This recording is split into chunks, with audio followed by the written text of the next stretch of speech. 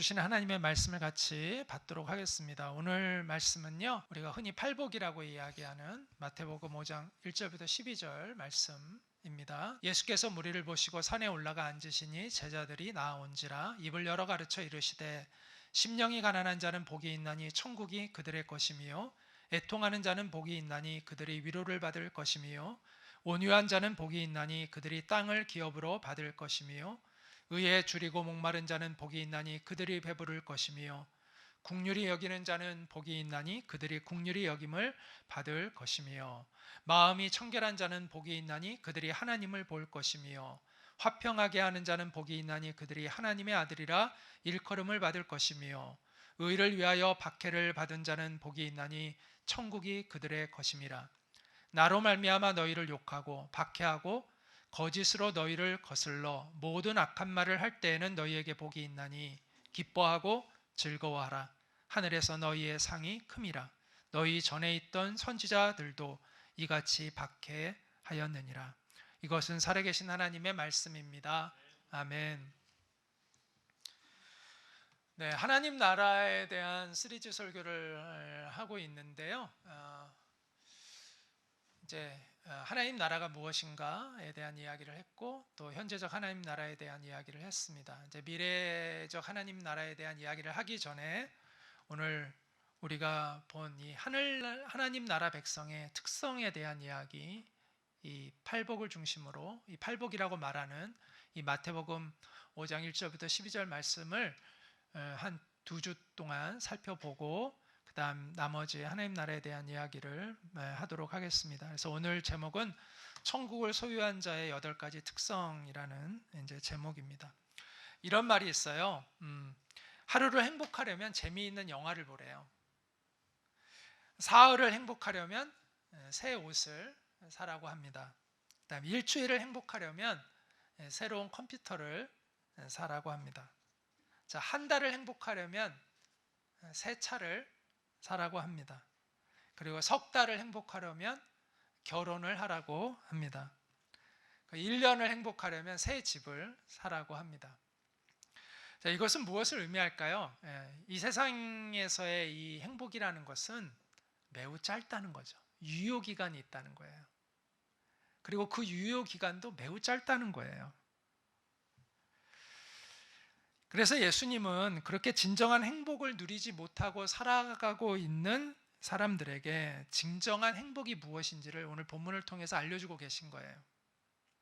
그리고 그 행복을 어떻게 우리는 누릴 수 있는가, 진정한 행복이 무엇이고 그 행복을 우리는 어떻게 누릴 수 있는가를 말씀해 주고 있습니다. 유효기간이 없는 진정한 행복에 대한 이야기를 하고 계시는 거죠. 오늘 이 본문을 흔히 우리는 팔복이라고 합니다. 여러분 신앙생활을 오래 안 하신 분들은 모르시겠지만 신앙생활을 오래 하신 분들은 팔복 이 본문을 흔히 팔복이라는 이야기를 많이 들으셨을 거예요. 그러나 저는 개인적으로 팔복이라는 이 제목이 본문에 적합하지 않다라고 생각합니다. 왜냐하면 본문은 마치 팔복이 8가지의 복이 있다는 걸 알려주는 것처럼 생각할 수가 있는데 오늘 본문의 이 내용은 8가지의 복을 알려주는 게 아니에요. 이렇게 해석을 할까봐 이게 이 제목에 적합하지 않다는 거예요. 8가지의 복의 종류를 알려주고 있지 않습니다. 오늘 말하고 있는 복은 한 가지 복이에요. 그게 뭘까요? 천국이라는 복을 얘기하고 있는 거예요. 천국, 하나님의 나라라는 천국을 이야기하고 있는 거예요. 모모한 자는 복이 있나니 이렇게 계속 시작되잖아요. 모모한 자는 복이 있나니 거기 보면 심령이 가난한 자는 복이 있나니 천국이 그들의 것이며 이게 천국, 그 복이 천국이라는 거 알려주죠. 그럼 맨 마지막에 의를 위하여 박해를 받는 자는 복이 있나니 또한 천국이 그들의 것이며 천국과 천국을 얘기하는 거예요. 그러면 그 중간에 나오는 나머지 다른 복들은 그러면 뭐냐?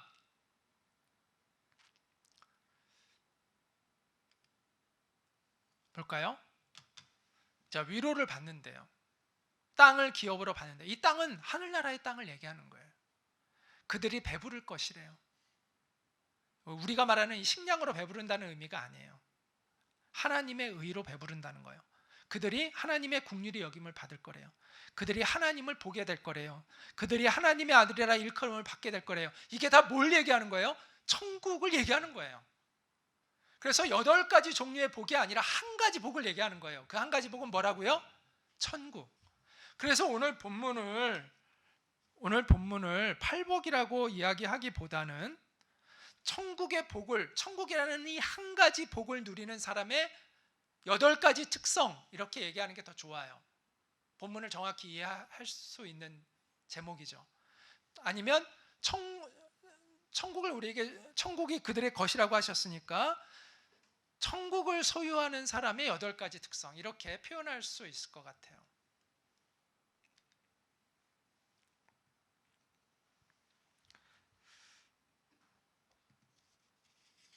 그런데 우리가 이 8가지의 특성을 이제 하나씩 좀 살펴보고자 하는데, 몇 가지 좀 유의해야 될 사항들이 몇 가지가 있습니다. 첫째, 이 8가지 특성들은요, 분리되어 있지 않아요. 하나로 연결되어 있어요. 자, 이거에 대해서는 제가 나중에 좀 더 자세히 설명할 거니까 일단 이렇게 넘어가겠습니다. 그 다음에 이 8가지 특성들은 선택사항이 아니에요. 이제 예를 들어서 이제 이런 거죠. 누구는 심령이 가난할 수 있고, 자, 누구는 애통할 수 있고, 누구는 온유할 수 있고, 이런 게 아니라는 거예요. 우리가 그리스도인이라면 우리 안에 심령이 가난하고 애통하고 온유하고 이 모든 것들이, 이 8가지의 특성들이 내재되어 있다는 거예요. 한 사람 안에, 모든 사람 안에 내재되어 있다라는 것입니다. 물론 어떤 특정한 상황 속에서 그 사람의 어떤 그 특성이, 어떤 한 가지의 특성이 두드러지게 더 나타날 수가 있죠. 어떤 경우는 애통함이 두드러지게 나타날 수 있겠죠. 그러나 그 나머지의 것들은 그러면은 그 사람 안에 없는 거냐? 아니, 다 내재되어 있다는 거예요.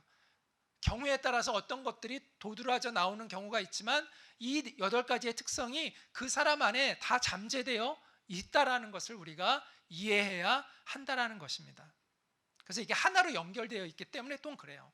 앞에 거랑 같은 말인데 이게 분리되어 있지 않고 연결되어 있기 때문에 이것이 우리 안에 같이 다 내재되어 있는 특성이다라는 것을 이해할 필요가 있습니다. 자, 또 하나 뭐냐면 이것은 일반인들의 인격이나 성격을 의미하는 것이 아니라는 거예요.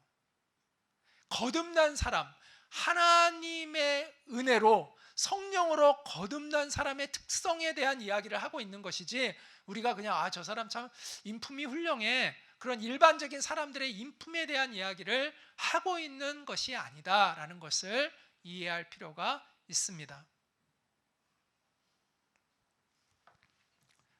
자, 그러므로 본문에서 말하는 이 천국을 누리는 사람의 8가지 특성은 그리스도인이 아닌 사람은 이해하기 어렵습니다. 그리고 이해한다 하더라도 매력적이지 않아요.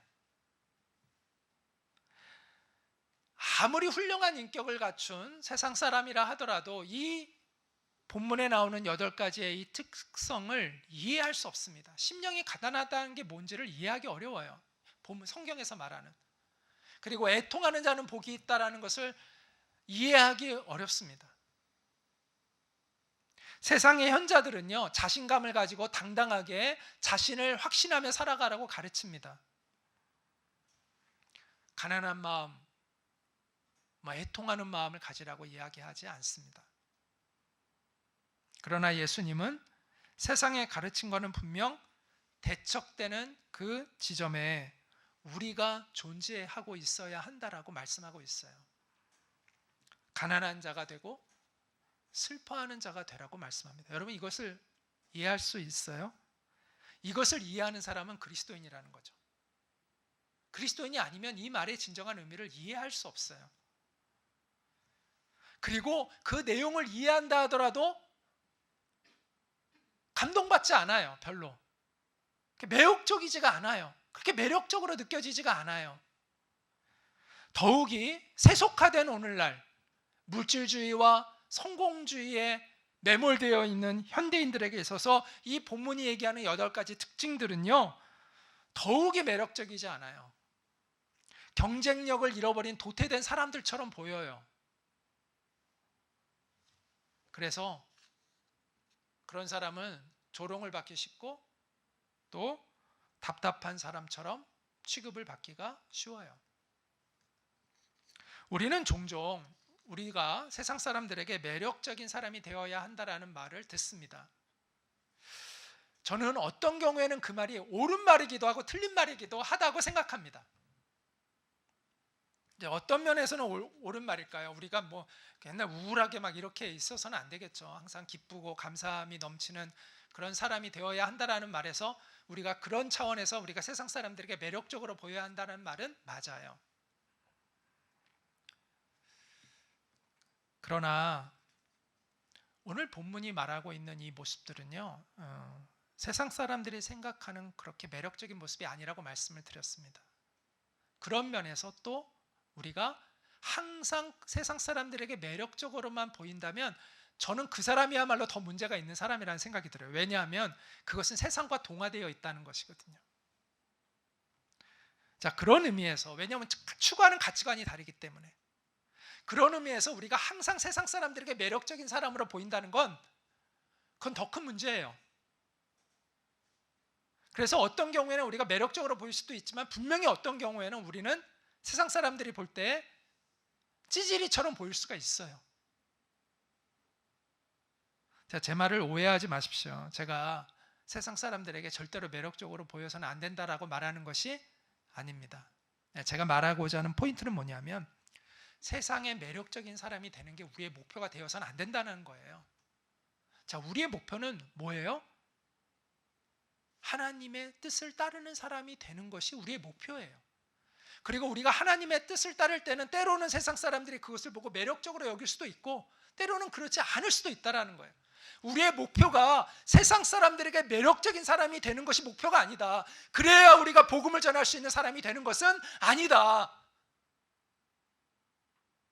그럼 우리가 어떤 사람이 될 때 우리는 이 세상에 복음을 전할 수 있는 그런 사람이 될 수 있느냐? 세상의 사람들이 볼 때 매력적인 사람이 되는 게 중요한 게 아니라 하나님의 뜻에 합한 사람이 될 때 우리는 복음의 증인답게 될 수 있다는 거예요.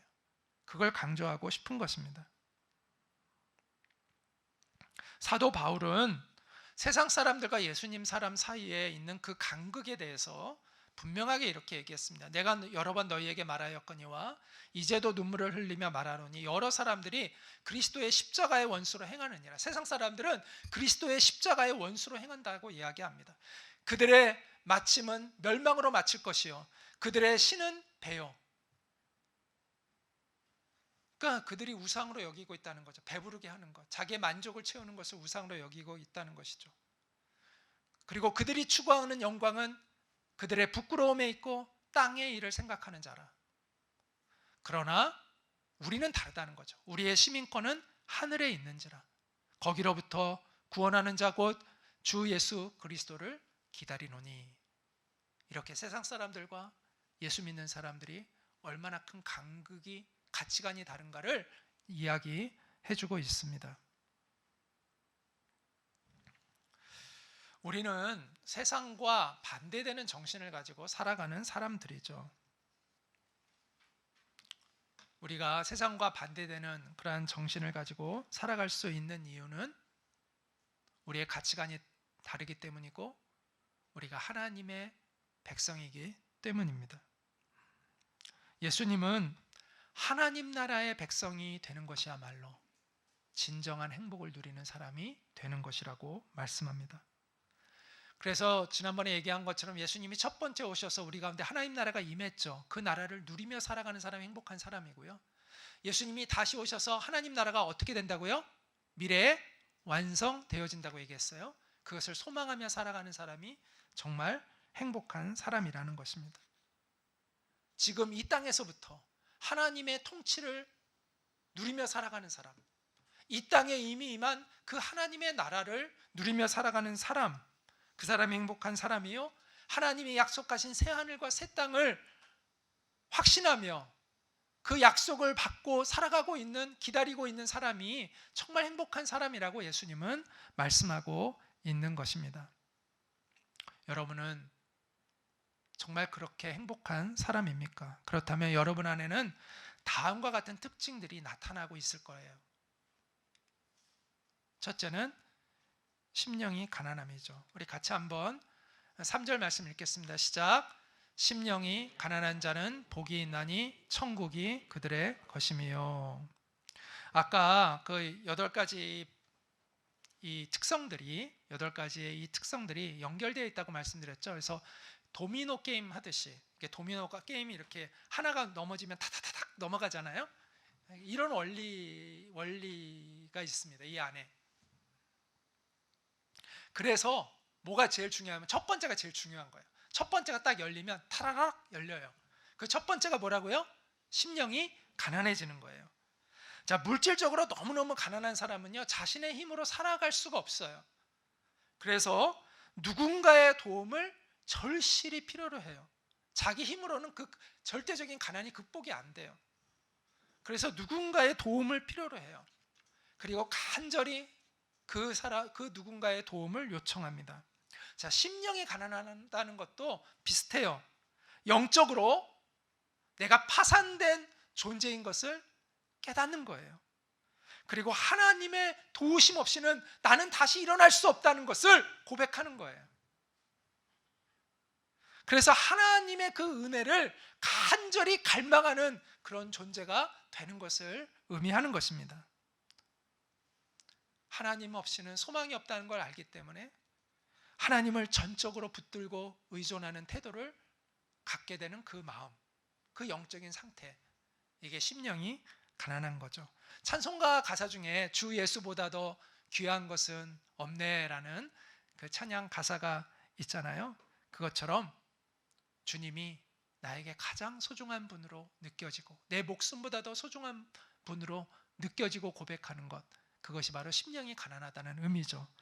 많은 북한 동포들이 중국으로 이렇게 국경을 넘어서 목숨을 걸고 탈출해서 갔었잖아요. 왜 그렇죠? 굶주림 때문에 그렇잖아요. 어차피 식량이 없으면요, 어차피 죽은 목숨이잖아요. 어차피 식량이 없어서 곧 죽어요. 그래서 그들은 목숨을 걸고 식량을 찾으러 가요. 그 식량이 없으면 어차피 죽은 목숨이니까 그 간절함으로 가죠. 마찬가지로 하나님 없이는 우리는 죽은 영혼이에요. 어차피 죽은 거예요.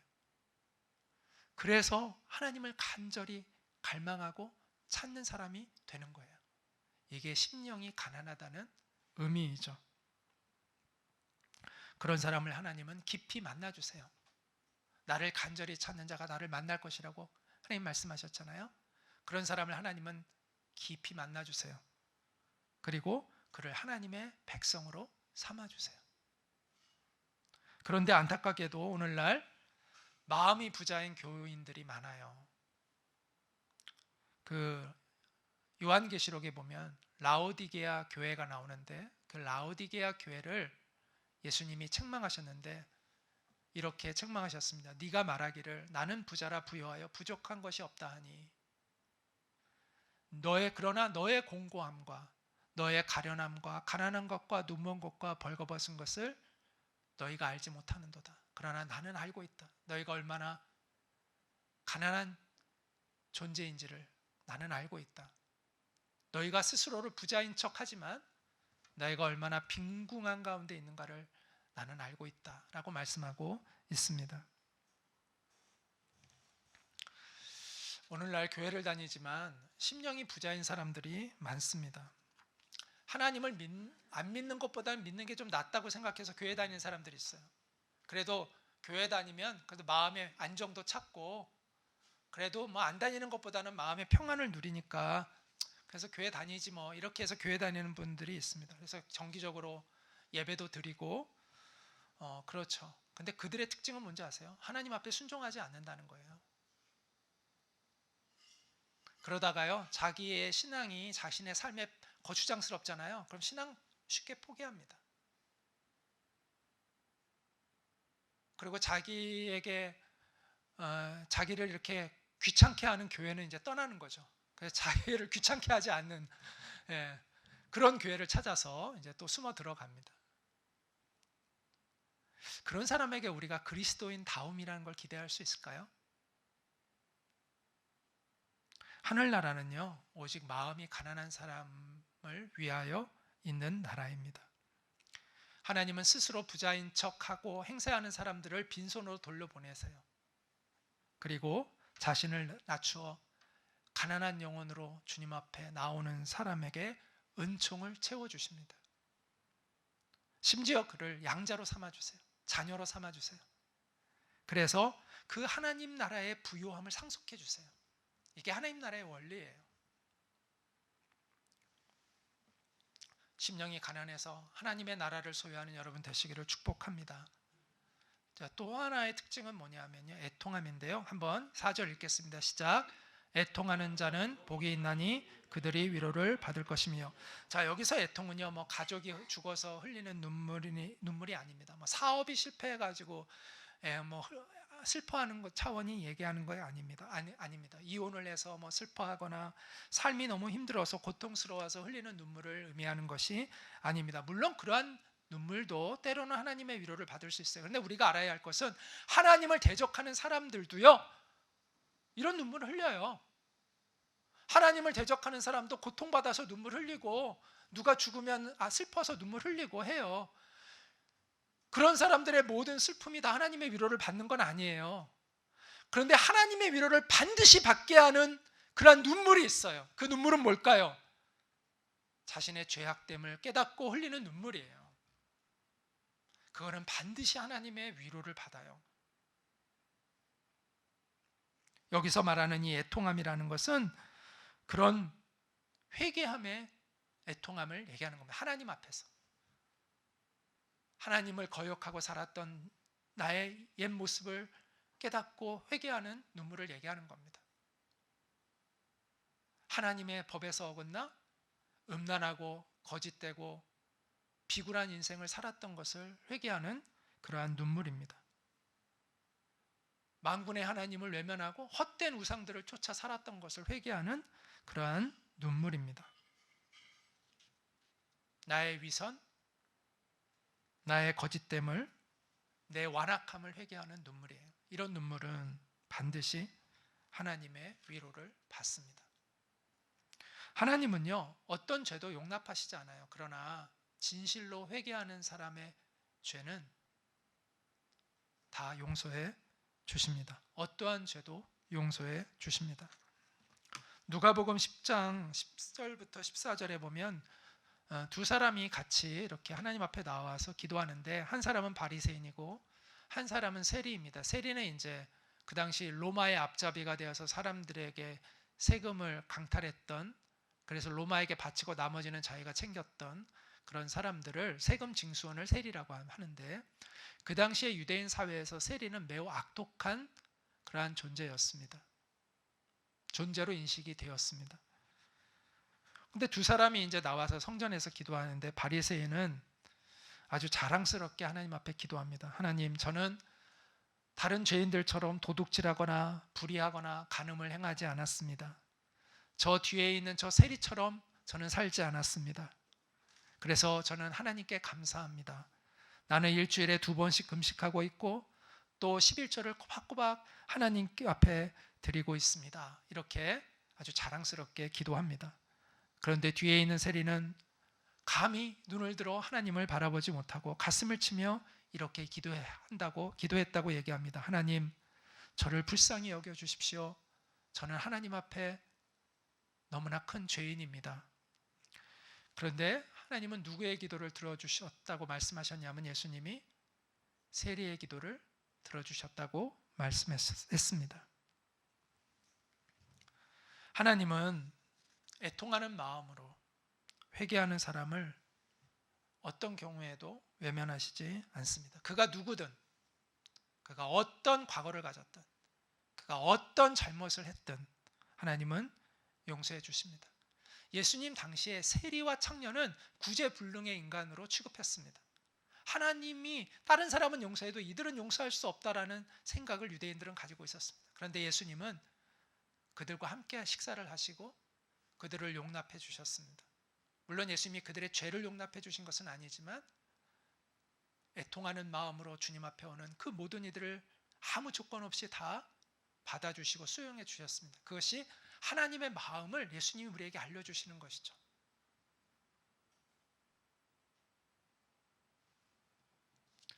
우리가 하나님 앞에 진실된 마음으로 회개한다면 하나님은 우리의 죄가 무엇이든 우리의 죄를 용서해 주십니다. 근데 문제는 이제 우리가 같은 죄를 반복해서 지을 때 찾아오는 죄책감의 문제들이 정말 이게 문제인 것 같아요. 이미 회개를 했어요. 그 가짜가 아니에요. 진심으로 회개를 했어요. 그러지 않으려고 다시는 그러지 않으리라고 결심하고 하나님 저를 용서해 달라고 회개를 했어요. 그리고 하나님의 용서도 경험을 했어요. 감사를 드리고 눈물로 하나님께 감사를 드렸어요. 그런데 내가 다시 죄에 굴복하여 하나님 앞에 죄를 짓는 일이 내 안에 일어날 때 당황스럽기도 하고 너무 부끄럽기도 하고 과연 나 같은 사람을 하나님이 받아주실까라는 의심이 들기도 하죠. 여기서 우리가 한 가지 잊지 말아야 할 것은요, 진실한 회개도 반복될 수 있다는 것을 알 필요가 있습니다. 진실한 회개도요, 반복될 수 있어요. 우리가 다시는 그런 죄를 짓지 않으리라고 결심하고 하나님께 용서를 구했지만 그 결심이 진실이었음에도 불구하고 또다시 우리가 그 죄를 짓는 경우도 있습니다. 그런데 하나님은 우리가 수십 번이라도 수백 번이라도 우리가 다시 하나님 앞에 회개하는 것을 하나님은 허락하시고 또 언제나 우리를 용서해 주실 준비가 되어 있습니다. 그래서 우리가 기억해야 할 것은 진실한 회개는 성화의 과정이라는 걸 이해할 필요가 있어요. 그래서 회개를 안 하는 게 아니라, 그리고 과거의 회개가 내가 또다시 죄를 지었다고 다 거짓된 회개가 되는 것은 아니라 내가 다시 진실하게 주님 앞에 서는 과정이 필요한 거예요. 그래서 회개하셔야 돼요. 언제까지 회개를 하셔야 되는지 아세요? 그 죄가 미워질 때까지 회개를 해야 돼요. 죄가 미워지잖아요. 그러면 죄를 끊을 수 있어요. 그래서 죄가 미워질 때까지 회개를 해야 돼요. 근데 감사하게도요, 우리가 정말 그 간절한 회개를 몇 번 하잖아요. 그럼 죄를 끊게 돼요. 죄가 미워져요. 죄가 정말 지긋지긋해져요. 그러면 그 죄에서 벗어나게 돼요. 하나님이 우리를 이 진실한 회개를 통해서 우리를 변화시켜 가세요. 그래서 여러분이 죄를 깨달을 때마다 주님 앞에 나아가 애통하는 회개를 하시기 바랍니다.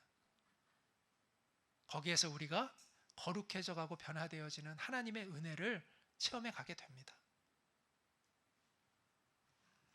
자, 또 하나 이제 천국을 소유한 자의 특성 하나는, 또 하나는 온유함인데, 제가 번호를 계속 1번으로 하고 있는데 세 번째죠.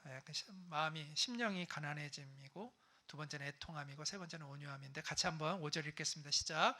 온유한 자는 복이 있나니 그들이 땅을 기업으로 받을 것이미요. 이렇게 말씀하고 있습니다.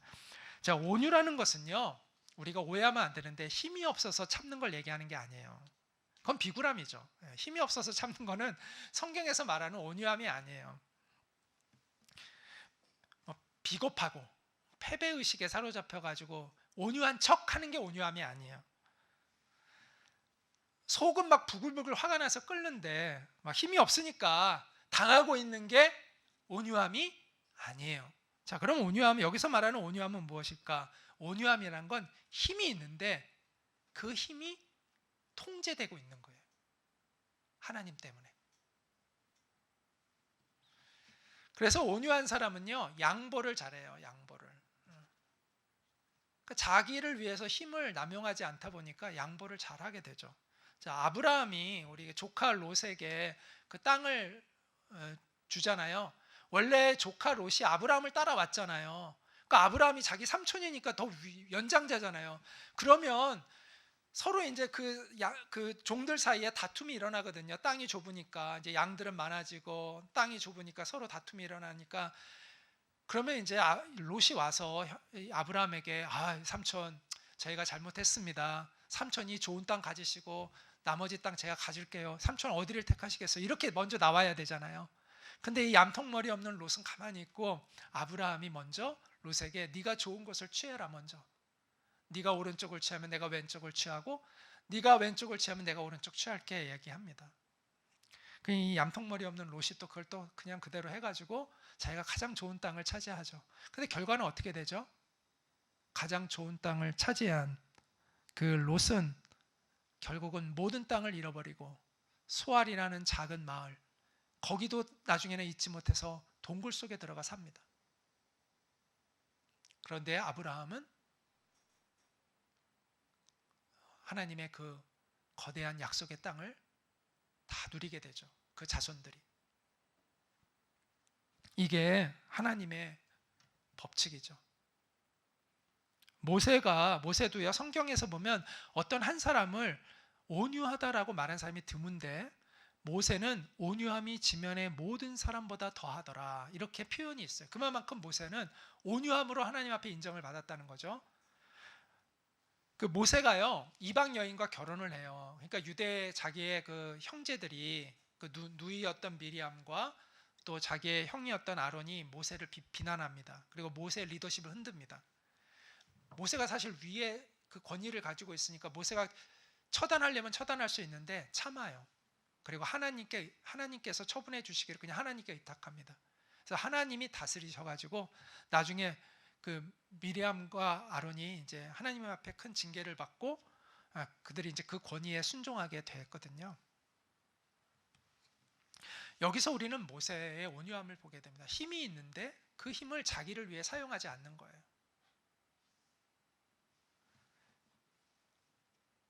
자기가 가진 힘을 하나님 나라의 덕을 위해서, 하나님의 그 덕을 위해서 포기하는 거예요. 사용하지 않고. 그래서 모세는 온유하다. 모든 이 세상의 사람들 중에 온유함이 가장 뛰어난 사람이다라는 인정을 받을 수가 있었던 것이죠. 그런 점에서 예수님은 가장 완벽한 온유함을 우리에게 보여주신 분이시죠. 예수님이 군병들에게 끌려갈 때 예수님이 힘이 없어서 끌려가신 게 아니잖아요. 예수님이 그 십자가에 못 박히실 때 예수님이 힘이 없어서 못 박히신 것이 아니잖아요. 예수님은 그것이 하나님의 뜻을 이루는 것이었기 때문에 온전히 순종하셔서 기꺼이 스스로 십자가에 달리시는 일을 감당하셨던 것이죠. 이처럼 온유한 사람은 그 힘을 자기를 위하여 함부로 사용하지 않는 것입니다. 하나님의 뜻에 따라 통제하고 심지어는 그것을 포기하는 사람입니다. 세상 사람들은 그런 사람을 멍청하다라고 이야기할 수 있어요. 그리고 경쟁력이 없다라고 이야기할 수 있습니다. 그러나 하나님은 마음의 중심을 아시잖아요. 하나님은 그런 사람을 높여주세요. 그리고 하나님이 친히 그의 인생의 보장이 되어주시고 상급이 되어주세요. 하나님이 온유한 자에게 땅을 주시겠다고 하신 그 약속이 바로 그것입니다.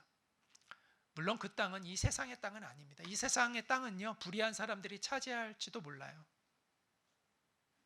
그러나 영원한 하늘나라의 땅은 오직 온유한 자에게 하나님이 주시는 것입니다. 자, 오늘은 또 여기까지만 보려고 하는데요. 또 하나 천국을 소유한 자의 네 번째 특징은 의에 줄이고 목마름입니다. 우리 6절 같이 읽겠습니다. 시작. 의에 줄이고 목마른 자는 복이 있나니 그들이 배부를 것이며. 여기서 의가 무엇일까요? 여기서 우리가 생각하는 이 의와 이 성경에서 말하는 의는 좀 차이가 있습니다. 성경에서 말하는 의의 핵심은 뭐냐면 하나님과 올바른 관계를 맺고 살아가는 거예요. 그래서 구원이라는 말과 칭의, 의롭게 여겨짐이라는 말이 연관되어 있어요. 그게 다 하나님과의 관계와 연관되어 있는 말들이에요. 그래서 우리가 구원받았다는 것은 하나님과의 관계가 회복된 걸 의미해요. 그래서 우리가 의로운 사람이 되었다는 것은 하나님과 올바른 관계를 맺고 살아가는 사람이 되었다는 걸 의미해요. 그리고 성화는 그것이 우리의 삶에 실현되어지는 과정을 성화라고 얘기하는 거예요. 이게 다 구원, 칭의, 성화가 다 하나님과의 올바른 관계, 성경에서 말하는 righteousness, 이 의라는 것과 연결되어 있어요.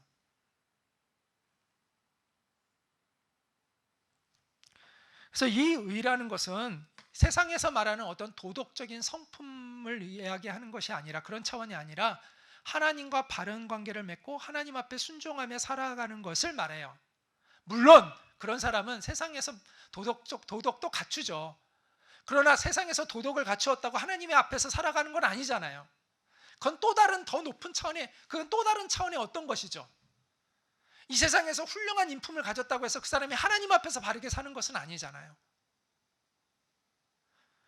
하나님 앞에서 바르게 사는 사람은 당연히 이 세상에서 이야기하는 기본적인 도덕성을 갖추고 있죠. 그러나 그 이상의 것으로 하나님 앞에 응답하는 사람이 바로 여기서 말하는 의로운 사람이라는 거예요. 하나님의 의는 바로 그런 것을 이야기합니다. 따라서 의에 줄이고 목마르다는 것은 하나님과 바른 관계를 맺고 살아가고자 하는 그 갈망을 가지고 살아가는 사람을 의미하는 것입니다. 그것은 죄에서 벗어난 인생을 살기를 원하는 갈망이고, 하나님과 완전한 연합을 이루신 예수님처럼 살기를 원하는 갈망을 바라는 거예요. 의에 줄이고 목마르다는 것은 바로 그런 갈망을 얘기하는 거예요. 쉽게 단순하게 얘기하면 예수님처럼 살고자 하는 갈망을 얘기하는 거예요. 그래서 내 생각이 예수님을 닮고 내 말도 예수님을 닮아가기를 원하고, 또 내 삶이, 나의 행동이 예수님을 닮아가기를 원하는 그런 마음을 얘기하는 거예요. 그런데 우리가 여기서 주의해서 생각해야 할 것은, 성경은 우리에게 우리 스스로 의를 채울 수 있다고 말하지 않습니다. 의를 갈망하라고 말하고 있을 뿐이에요. 우리에게 의를 갈망하래요. 우리 스스로 의를 채우라고 말씀하지 않아요. 왜냐하면 우리 스스로 의를 채울 수 없기 때문에. 없어요. 우리가 우리 스스로 노력한다고 우리가 의로워질 수가 없어요. 은혜로만 되는 거예요. 죄인은요, 하나님 앞에 나아가기에 무능력해요. 예수 그리스도의 은혜가 없이는 우리 하나님 앞에 나아갈 수 없어요. 우리 안에 오신 성령님 없이는 우리는 거룩함으로 예수님을 따라갈 수 없어요. 이 일은 하나님이 이루시는 거예요. 그러나 우리가 해야 할 것이 있는데, 그 해야 할 것은 뭐예요? 갈망하는 거예요. 그 의를 갈망하는 거예요.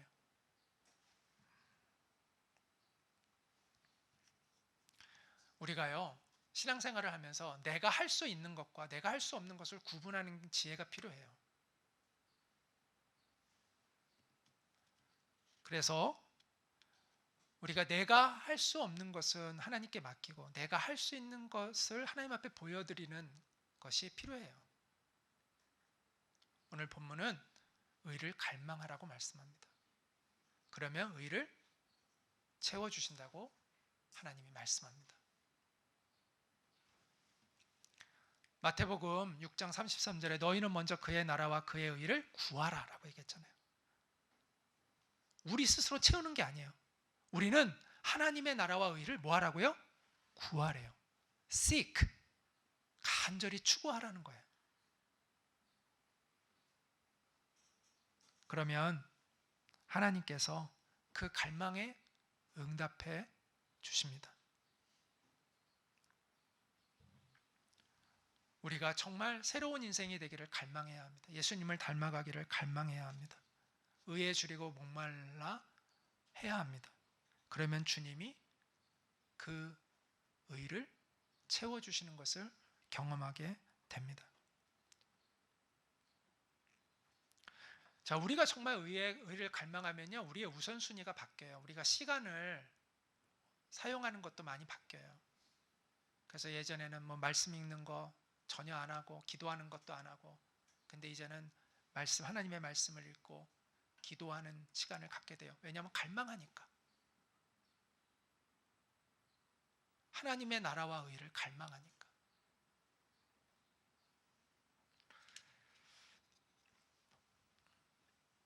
그 과정을 통해서 주님은 우리를 빚어가세요. 그리고 우리를 변화시켜 가십니다. 자, 그런데 이제 질문이 하나 있죠. 그런데 어떤 사람은 기도도 많이 하고 어떤 사람은 성경도 되게 많이 읽는 것 같은데 왜 그 사람은 그렇게 뭐 예수님 닮아가는 것 같지 않고 맨날 똑같은 것 같아요. 이런 경우가 있죠. 왜 그럴까요? 절대적인, 그러니까 양이 무조건 많다고 해서 그게 다 질을 보장하는 것은 아닙니다. 물론 어느 정도의 그 양이 있어야 또 질이 나올 때가 있어요. 그런데 양이 무조건 많다고 해서 그만큼 질이 높아지는 것은 아닙니다.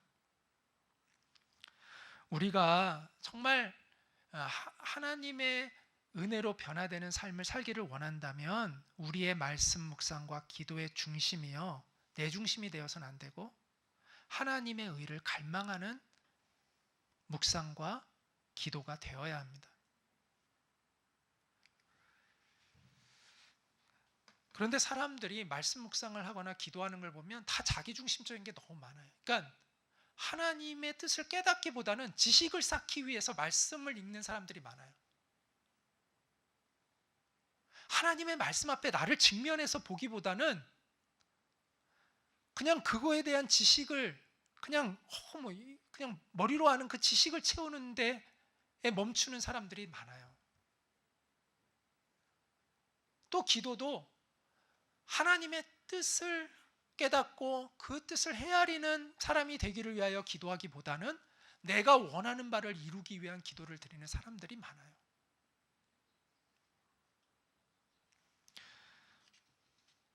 그런 말씀 묵상, 그런 기도로는요, 변화되지가 않아요.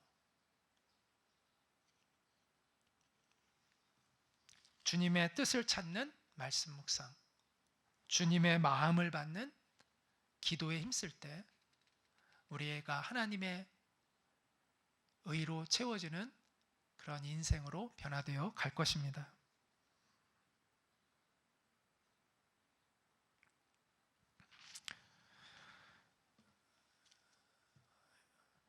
이제 마무리를 하려고 하는데요. 이제 학문이 아무리 발달하고요, 과학이 아무리 발달을 해도 오늘날 사람들의 그 문제는 결국은 영적인 문제가 가장 중요한 문제예요.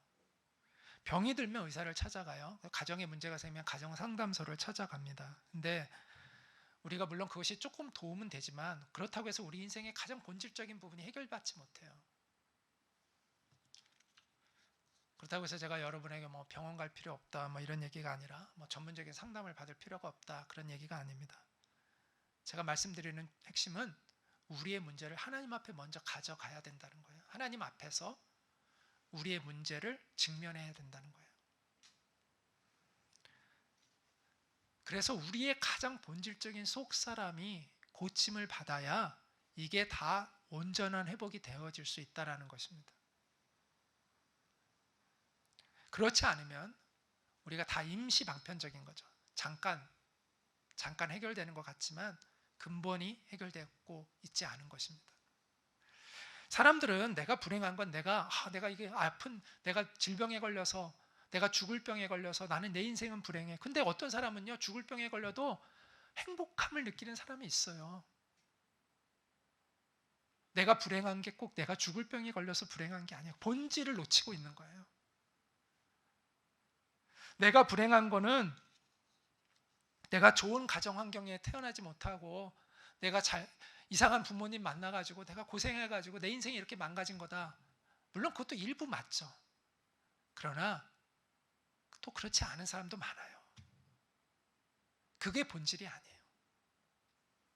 또 어떤 사람은 내가 불행한 건 내가 돈이 없어서 가난해서 내 인생이 불행하다. 돈만 많았으면 내가 행복했을 텐데 돈이 없어서 그렇다. 그것도 옳은 진단이 아니에요. 예수님은 그렇게 말씀하고 있지 않아요. 예수님은 너희가 그런 문제로 불행해지는 것이 아니라고 말씀해요. 네가 불행한 것은 너의 심령이 하나님 앞에 가난하지 않기 때문이라고 얘기해요. 네가 애통하지 않기 때문이라는 거예요. 네가 불행한 것은 하나님이 너에게 요구하고 계신 그 온유함이 없기 때문이라는 거예요. 그리고 네가 불행한 것은 하나님의 의를 갈망하지 않고 살고 있기 때문이라고 말씀하고 있는 것입니다. 한마디로 네가 불행한 것은 천국이 너에게 없기 때문이다 라고 말씀하고 있는 거예요. 하나님이 우리의 소원을 들어주는 게 급한 게 아니에요. 늘 우리는 거기에서 시작하기 때문에 실패하는 거예요. 우리가 하나님의 소원을 들어드리는 게 급한 거예요. 하나님이 높으신 분이잖아요. 하나님이 주권자잖아요. 그럼 하나님한테 내가 맞춰야죠, 빨리. 하나님이 나한테 맞추시겠어요? 우리가 이 세상을 살아갈 때도 여러분도 힘 가진 사람한테 여러분이 맞추시잖아요. 그래서 힘 가진 사람에게 여러분이 나한테 맞추라고 아무리 얘기한들 무슨 소용이 있겠어요? 만군의 하나님이, 그리고 하나님은 우리가 정말 행복하기를 원하시는 분인데 우리 하나님 앞에 내가 빨리 맞춰야죠. 그게 행복해지는 길이죠. 하나님의 소원을 들어주는 게 급한 거예요. 하나님의 소원을 들어주는 사람이 복된 사람이에요.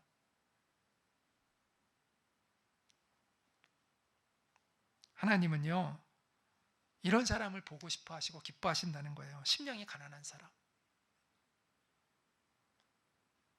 애통해하는 사람, 자신의 죄의 문제로 인하여 애통해하는 사람, 회개하는 사람, 그리고 하나님 때문에 자기의 힘을 통제하고 내려놓을 수 있는 사람, 그리고 하나님의 나라와 의를 갈망하는 사람을 하나님은 기뻐하신다는 것입니다. 그런데 하나님이 그렇게 기뻐하시는 사람들이 많지 않아요. 교회를 다니지만 하나님이 정말 찾고 바라는 그런 사람들이 많지 않아요. 하나님을 갈망하기보다 돈을 갈망하고 출세를 갈망해요. 애통하며 회개하는 사람이 되기보다 자기의 치부를 감추고 사람들 앞에 아무 문제가 없는 것처럼, 자기가 잘 살고 있는 사람인 것처럼 당당하게 거칠해 하는 것에 관심들을 많이 가져요. 온유한 자가 되는 것에는 관심이 없고 남을 지배하는 위치에 올라가는 것에 관심이 많아요. 의로움에 대한 갈망보다는 내 현실의 문제를 해결하는 것에 급급해하며 살아가요. 그런 태도로는 우리가 하나님 나라의 복을 온전히 누릴 수 없다는 것이죠. 초대교회 성도들은요, 오순절날 성령을 받은 이후에요, 소망이 바뀌고 기도가 바뀌어요. 왜냐하면 그들의 욕구가 바뀌었기 때문이에요. 욕구가. 우리 인간인은요, 욕구를 따라 살아요. 욕구라는 게 꼭 나쁜 건 아니거든요. 욕구는 바라는 마음을 얘기하는 거예요. 사람들은요, 다 바라는 것을 추구하며 살아가요. 근데 성령을 받은 사람들은 하나님의 나라에 대한 욕구를 가지고 살아가는 거예요. 그게 최상위의 욕구가 되는 것이죠. 그 어떤 욕구보다도 하나님의 나라를 위한 욕구가, 하나님의 나라를 추구하는 욕구가 최상위의 욕구가 되어 살아가게 돼요. 그렇게 되면 기도가 달라져요. 삶도 바뀌어요. 여러분의 인생을 이끌어가는 욕구는 무엇입니까? 여러분이 간절히 갈망하고 있는 것은 무엇입니까? 여러분이 정말 진정으로 채우기를 원하고 있는 것은 무엇입니까? 우리 안에 헛된 욕구를 극복하는 길은요, 진짜 욕구를 추구하는 거예요. 무슨 말이냐면, 내가 높은 가치를 알게 되면 낮은 가치는 포기할 줄 알게 돼요. 사람은요, 욕구를 가진 존재예요. 무엇인가를 추구하며 사는 존재예요. 단지 어떤 차원의 욕구를 추구하느냐가 그 삶의 사람됨과 질을 결정하는 것이죠. 독립운동가는요, 어떤 욕구 때문에 그는 그런 숭고한 삶을 살았죠? 나라의 독립을 되찾고자 하는 그 욕구가 안전의 욕구보다 더 강했던 거죠. 그런데 친일파들은 그냥 안전의 욕구를 추구했던 거죠. 독립운동가라고 해서 자신의 안전을 추구하는 욕구가 없었겠어요? 자기 가족의 안위를 보살피고자 하는 욕구가 없어서 그들이 그런 길을 갔겠어요? 아니요. 그들도 그런 욕구가 있어요. 그러나 그보다 더 높은 상위의 욕구가 있었기 때문에 그것들을 누르고 살았던 거예요. 그래서 그들은 숭고한 삶을 살았어요. 마찬가지죠. 우리가 하나님 나라의 더 높은 가치를 추구할 때 낮은 가치들을 극복하며 살아갈 수 있는 것이죠.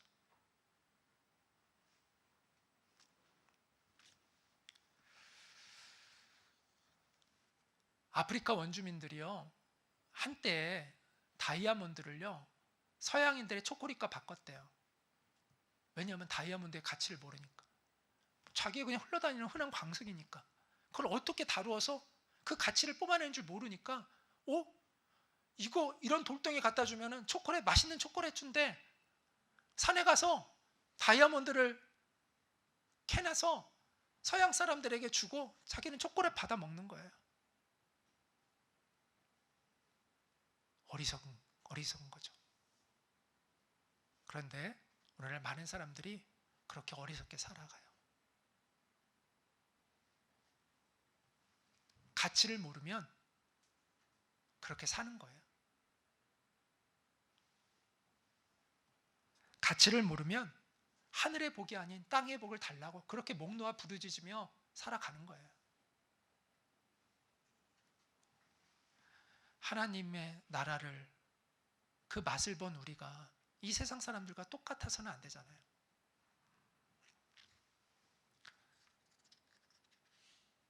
아직도 하나님 나라의 가치를 온전히 깨닫지 못하고 교회 생활을 하고 있다면 아직 기초가 없는 거예요. 기초를 다시 놓으셔야 돼요. 신앙의 출발점에 다시 서야 돼요.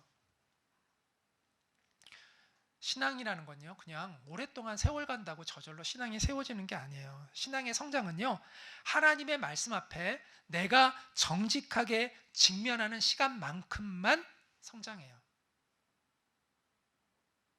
책도 여러분 읽을 때 그냥 아무 생각 없이 그냥 이렇게 넘기면 남는 게 아무것도 없어요. 10시간을 그냥 이렇게 넘겨도 없어요. 근데 정말 마음에 집중해가지고 그걸 보면요, 거기서 많은 것들이 이제 그때 비로소 나에게 그게 내 삶에 영향이 되고 자양분이 돼요. 마찬가지예요. 교회 생활 무조건 오래 한다고 되는 게 아니에요. 얼마나 밀도 높은 신앙생활을 하느냐, 얼마나 내가 하나님 앞에서 정직하게 직면하느냐, 그 시간만큼만 우리는 변화될 수 있는 거예요. 그래서 하늘나라의 가치를 깨닫고 하나님의 영광을 사모하며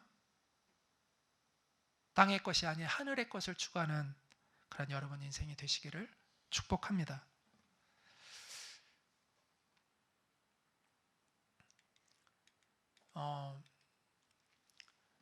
간단하게 이것만 말씀을 드릴게요. 자, 이게 연결되어 있어요. 자, 심령이 가난한 사람은요, 자기가 하나님의 은혜 없이는 절망적인 존재인 걸 깨달은 사람이에요. 자기가 하나님 없이면 얼마나 비참한 존재인가를 알게 된 사람이에요. 그 사람은 애통하는 마음을 갖고 하나님 앞에 나아가게 되죠. 자, 애통하는 자는요, 하나님의 위로를 받을 거라고 얘기했잖아요. 그래서 하나님의 위로를 받은 사람은요, 마음이 온유해져요. 하나님의 위로를 받게 된 사람은요, 그 마음이 강팍하지 않고 딱딱하지 않고 부드러워져요. 그래서 온유한 사람이 돼요. 그리고 온유한 자에게는 하나님이 뭘 주신다고요? 땅을 주신대요. 그 땅은 하늘나라의 땅이에요. 베드로후서에 보면 우리는 그의 약속하신 대로 새 하늘과 새 땅을 바라보는데, 그 땅은 어떤 땅이냐고 말하고 있냐면 의가 충만한 땅이래요. 그래서 우리가 하늘나라를 상속받은 사람이 되면요, 이제 하나님의 나라에 대한, 나라의 의를 갈망하는 사람이 돼요. 왜? 그 땅은 의로 충만한 땅이니까. 하나님의 의를 경험하게 되니까 그 하나님의 의를 사모하는 마음이 생겨나요. 그래서 의에 줄이고 목마른 사람이 돼요. 그래서 이게 탁탁탁탁 열려가는 거예요. 그래서 뭐가 제일 중요하다고요? 처음이 제일 중요해요. 심령이 가난한 여러분 되시기를 바랍니다. 주님의 생명, 주님은 나의 생명보다 더 귀한 분입니다라는 고백이 우리 가운데 있기를 바랍니다. 주님의 은혜 없이는 저는 정말 한순간도 살아갈 수 없습니다 라는 고백이 우리 가운데 있기를, 그래서 그 고백이 우리의 영혼에서부터 흘러나올 수 있게 되기를, 그런 하나님의 백성들이 되기를 간절히 소망합니다.